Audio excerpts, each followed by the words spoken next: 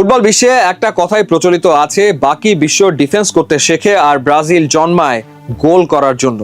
আর 2026 বিশ্বকাপের জন্য সেলেসাও বস Carlo Ancelotti যে অ্যাটাকিং লাইন আপ ঘোষণা করেছেন তা দেখে প্রতিপক্ষের ডিফেন্ডারদের রাতের ঘুম উড়ে যাওয়ার জোগাড়। রিয়াল মাদ্রিদের ভিনিসিয়াস জুনিয়র থেকে শুরু করে বার্সেলোনায় ক্যারিয়ারের সেরা ফর্মে থাকা রাফিনা কিংবা ইনজুরি কাটিয়ে সান্তোসের হয়ে ফেরা কিং নেইমার, কাকে ছেড়ে কাকে খেলাবেন অ্যানচেলোত্তি? রিচার্লিসন বা এস্তেভাওয়ের মতো তারকারা স্কোয়াডে জায়গায় পাননি। আজকের ভিডিওতে আমরা ব্রাজিলের এই অবিশ্বাস্য অ্যাটাকিং লাইনের ট্র্যাক রেকর্ড, রিসেন্ট ফর্ম এবং ট্যাকটিক্যাল স্ট্রেংথ নিয়ে আলোচনা করতে চাই। এই মুহূর্তে ব্রাজিলের আক্রমণের মূল দুই স্তম্ভ উইংয়ে খেলছেন। বাম পাশে আছেন ভিনিসিয়াস জুনিয়র। কার্লো অ্যানচেলোত্তির অধীনে রিয়াল মাদ্রিদে একাধিক ট্রফি জেতা ভিনি এখন বিশ্বের অন্যতম সেরা এলিয়ান। গতি, ওয়ান অন ওয়ান ড্রিবলিং আর বিগ ম্যাচে গোল করার অবিশ্বাস্য ট্র্যাক রেকর্ড তাকে এই দলের অটো চয়েস বানিয়েছে। আর তার ব্যাকআপ হিসেবে আর্সেনালের গ্যাব্রিয়েল মার্তিনেল্লি থাকা মানে বাম উইং পুরো সর্টেড। অন্যদিকে ডান উইংয়ে আছেন রাফিনা। হ্যান্সি ফ্লিকের অধীনে বার্সেলোনায় এই মৌসুমে তিনি ক্যারিয়ারের সেরা ফর্মে আছেন। গোল করা, অ্যাসিস্ট করা এবং হাই প্রেসিং ফুটবল সবকিছুতেই রাফিনা এখন এক নম্বর। রিয়াল মাদ্রিদের রদ্রিগো ইনজুরির কারণে মিস করায় ডান উইংয়ের পুরো দায়িত্ব থাকবে রাফিনার কাঁধেই। এবারের স্কোয়াড ঘোষণার আগে সবচেয়ে বড় আলোচনা ছিল একজনকে নিয়ে, তিনি নেইমার জুনিয়র। সাবেক বার্সা ও পিএসজি তারকা, যিনি এখন খেলছেন সান্তোসে। তিনি বিশ্বকাপে খেলার মতো ফিট কিনা তা নিয়ে সংশয় ছিল, কিন্তু অ্যানচেলোত্তি তার অভিজ্ঞতার ওপর পূর্ণ ভরসা রেখেছেন।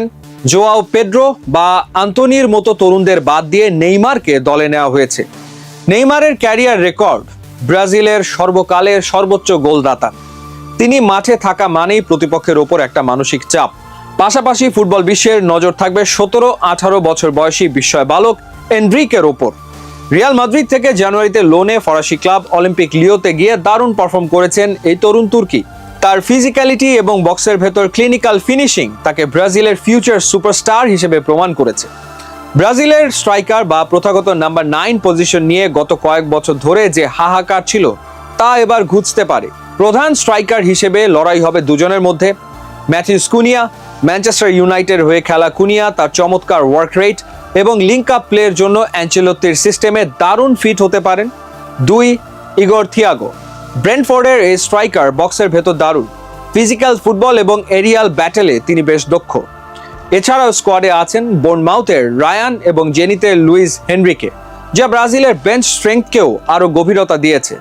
তবে ইনজুরির কারণে ছিটকে গেছেন চেলসির তরুণ প্রতিভা এস্তেভাও, যা কিছুটা হলেও অন্যান্য প্রতিপক্ষের জন্য স্বস্তি। এই অ্যাটাকিং লাইনের আসল শক্তি কোথায়? ভার্সাটিলিটি বা বহুমুখিতা।